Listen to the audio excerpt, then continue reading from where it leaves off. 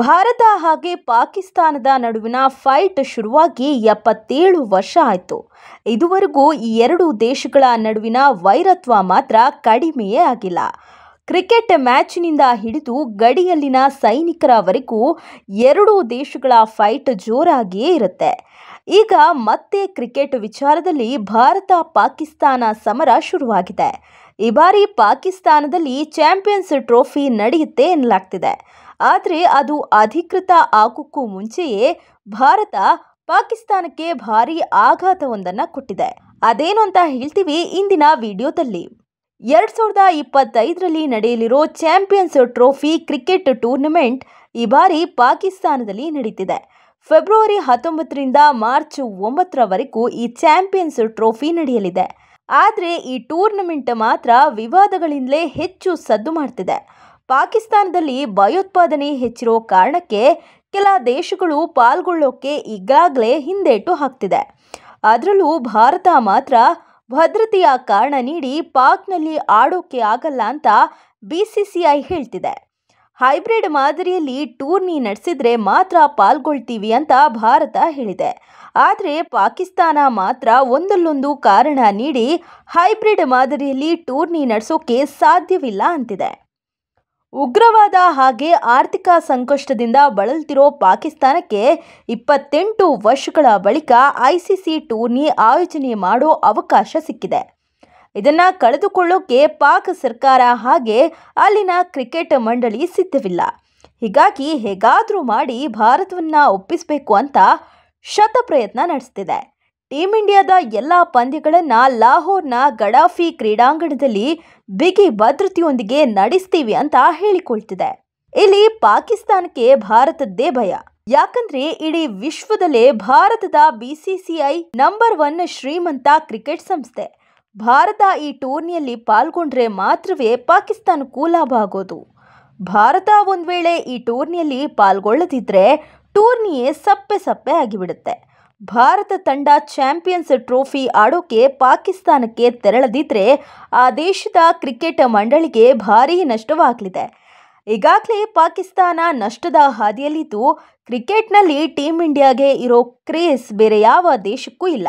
ಹೀಗಾಗಿ team India ಪಾಕಿಸ್ತಾನಕ್ಕೆ ಹೋದರೆ ಅದರಿಂದ ಆರ್ಥಿಕವಾಗಿಯೂ ಪಾಕಿಸ್ತಾನಕ್ಕೆ ಲಾಭವಾಗಲಿದೆ ಮತ್ತು ಪಾಕ್ ಮೇಲೆ ಇರೋ ಕಳಂಕವು ದೂರವಾಗಲಿದೆ ಎಂಬ ನಂಬಿಕೆಯಲ್ಲಿ ಅಲ್ಲಿನ ಕ್ರಿಕೆಟ್ ಮಂಡಳಿ ಹಾಗೂ ಸರ್ಕಾರ ಕಾದುಕೊಳ್ತಿದೆ.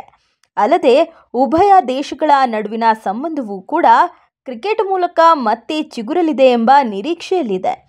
ಆದರೆ PCB ನಿರೀಕ್ಷೆಗೆ BCCI ಆಘಾತ ನೀಡಿದೆ. ಯಾವುದೇ ಕಾರಣಕ್ಕೂ ಪಾಕಿಸ್ತಾನಕ್ಕೆ ಬರೋದೇ ಇಲ್ಲ ಅಂತ ಕಡ್ಡಿ ಮುರಿದಂತೆ ಹೇಳಿದೆ.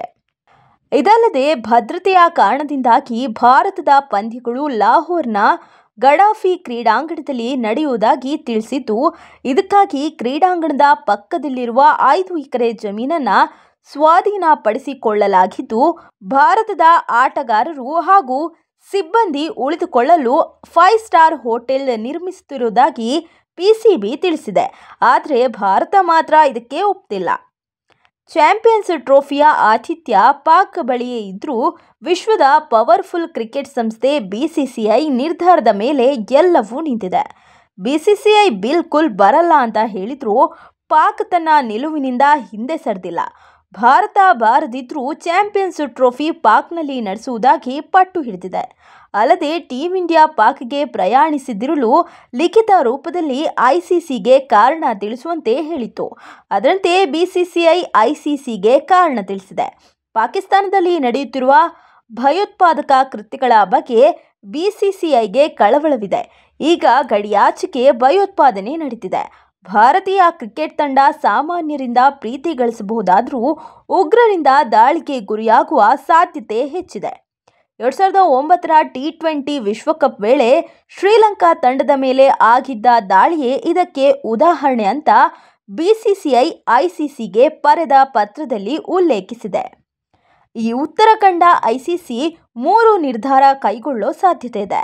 ಪಂದ್ಯಾವಳಿಯ 15 ಪಂದ್ಯಗಳಲ್ಲಿ 5 ಪಂದ್ಯಗಳನ್ನು UAE ಶಿಫ್ಟ್ ಮಾಡಬೇಕಾಗತ್ತೆ.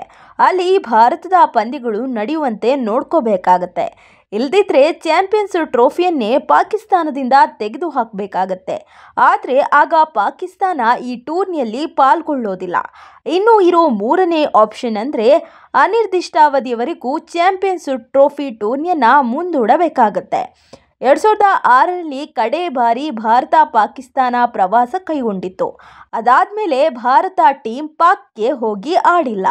2009ರ ಮಾರ್ಚ್ನಲ್ಲಿ ಶ್ರೀಲಂಕಾ ಟೀಮ್ ಪಾಕಿಸ್ತಾನದ ಲಾಹೋರ್ನ ಗಡಾಫಿ ಸ್ಟೇಡಿಯಂನಲ್ಲಿ ಟೆಸ್ಟ್ ಮ್ಯಾಚ್ ಆಡ್ತಿತ್ತು. ಮೂರನೇ ದಿನದ ಆಟ ಆಡೋಕೆ ಅಂತ ಲಂಕಾ ಕ್ರಿಕೆಟ್ ಟೀಮ್ ಸ್ಟೇಡಿಯಂಗೆ ಬಸ್ನಲ್ಲಿ ಬರ್ತಿದ್ರು.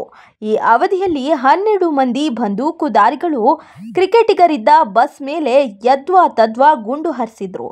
ಆಗ 6 ಮಂದಿ ಲಂಕಾ ಆಟಗಾರರು ಗಾಯಗೊಂಡ್ರು.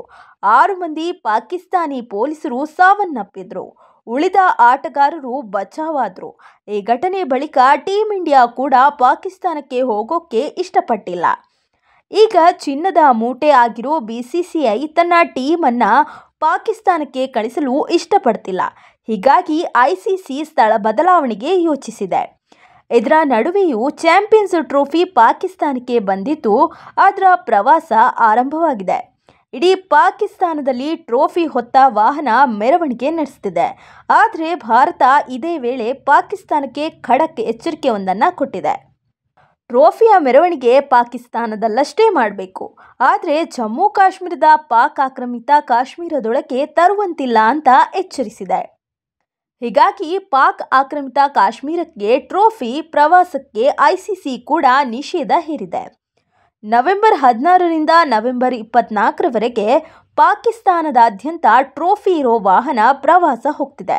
ಇದನ್ನು K2 ಪರ್ವತ ಶಿಖರ ಸೇರಿ ಪಾಕಿಸ್ತಾನ ಸರ್ಕಾರ POKಯ 3 ನಗರಗಳಾದ ಸ್ಕ್ವಾಲ್ರು, ಮುರ್ರಿ, ಮುಜಫರಾಬಾದ್ಗಳಿಗೆ ಕೊಂಡೊಯ್ಯಲು ನಿರ್ಧರಿಸಿತ್ತು. ಆದರೆ ಭಾರತದ ಆಕ್ಷೇಪಣೆಯ ನಂತರ ICC POKಗೆ ಟ್ರೋಫಿ ಕೊಂಡೊಯ್ಯುವುದನ್ನು ನಿಷೇಧಿಸಿದೆ. ಭಾರತ ಪಾಕ್ನಲ್ಲಿ ಆಡಲ್ಲ ಅಂತ ಗೊತ್ತಾದ ಕಾರಣ ಈ ಎಲ್ಲ ಪಂದ್ಯಗಳು ದುಬೈನಲ್ಲೇ ನಡೆಸೋ ಸಾಧ್ಯತೆ ಇದೆ. ದಿನಾಂಕ ಪ್ರಕಟ ಆದರೂ ಸ್ಥಳ ಹಾಗೂ ವೇಳಾಪಟ್ಟಿ ಇನ್ನೂ ಫೈನಲ್ ಆಗಿಲ್ಲ. ಪಾಕಿಸ್ತಾನವು ಹೈಬ್ರಿಡ್ ಮಾದರಿಗೆ ಸಿದ್ಧವಾಗದ ಕಾರಣ ವೇಳಾಪಟ್ಟಿ ಪ್ರಕಟಣೆ ವಿಳಂಬವಾಗ್ತಿದೆ. ಇದೇ ಮೊದಲ ಬಾರಿಗೆ ಯಾವುದೇ ಅಧಿಕೃತ ಪಂದ್ಯಾವಳಿಯ ವೇಳಾಪಟ್ಟಿ ಇಲ್ಲದೆ ಟ್ರೋಫಿಯ ಪ್ರದರ್ಶನ ನಡೀತಿದೆ. ಸಾಮಾನ್ಯವಾಗಿ ಪಂದ್ಯಾವಳಿಯ ವೇಳಾಪಟ್ಟಿಯನ್ನು ಕನಿಷ್ಠ 100 ದಿನಗಳ ಮುಂಚಿತವಾಗಿ ಘೋಷಿಸಲಾಗುತ್ತೆ. ಇದರ ನಂತರವೇ ಟ್ರೋಫಿಯ ಪ್ರದರ್ಶನ ನಡೀಬೇಕಾಗಿತ್ತು. ಈಗ ಪಾಕಿಸ್ತಾನದಲ್ಲಿ ಭಾರತ ಏನೂ ಆಡಲ್ಲ. ಒಂದು ವೇಳೆ PCB ಹೈಬ್ರಿಡ್ ಮೋಡ್ಗೆ ಒಪ್ಪದೆ ಟೂರ್ನಿಯಿಂದ ಹಿಂದೆ ಸರಿದ್ರೆ ಭಾರಿ ನಷ್ಟ ಎದುರಿಸಬೇಕಾಗತ್ತೆ. ಪಾಕಿಸ್ತಾನ ಮಂಡಳಿಗೆ ICC ಒದಗಿಸಿರುವ ಆಯೋಜನೆಯ ಹಕ್ಕನ್ನು ಕಡಿತಗೊಳಿಸುವ ಸಾಧ್ಯತೆ ಇದೆ. ಪಂದ್ಯಾವಳಿಯ ಆತಿಥ್ಯವನ್ನು ಬೇರೆ ದೇಶಕ್ಕೆ ಸ್ಥಳಾಂತರಿಸಿದರೆ ಅಥವಾ ಮುಂದೂಡಿದರೆ ಆತಿಥ್ಯ ಶುಲ್ಕವಾಗಿ ಪಡೆಯಬೇಕಾಗಿರುವ ಸುಮಾರು 548 ಕೋಟಿ ರೂಪಾಯಿಗಳನ್ನು ಪಾಕಿಸ್ತಾನ ಕಳೆದುಕೊಳ್ಳುವ ಸಾಧ್ಯತೆ ಇದೆ.